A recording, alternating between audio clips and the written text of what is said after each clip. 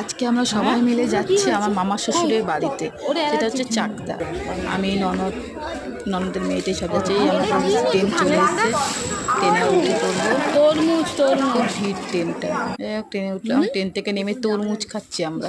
সেই দুপুরে ভাত খেয়ে এসেছি, 12টায় বেরিয়েছি ভাত খেয়ে, আর 3টের দিকে নেমেছি, নেমে তরমুজ খাচ্ছি বসে বসে। ননদের মেয়েটে বসে এবার ট্রেনে প্রচণ্ড ভিড় হয়েছে, হওয়ার পরে যার ফলে বাচ্চাগুলো ঠিকমতো বুঝতে শুনতে পারে। ওইখানে বাইরে স্টেশনে নেমে একটু তরমুজ ফরমুজ খেয়ে নিই, খেয়ে এবার রওনা দেওয়া যাবে।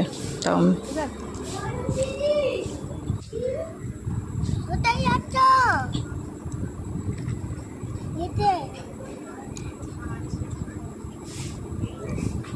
আমার ছেলে সে তরমুজ খেয়েছে, আমার মেয়ে ছেলের জন্যই তরমুজ খাওয়া। আমাদের ফুচকা, আবার বলে ফুচকা দেখে বলে ফুচকা খাওয়া, বলে ফুচকা খেয়ে তারপরে যাব টোটো করে।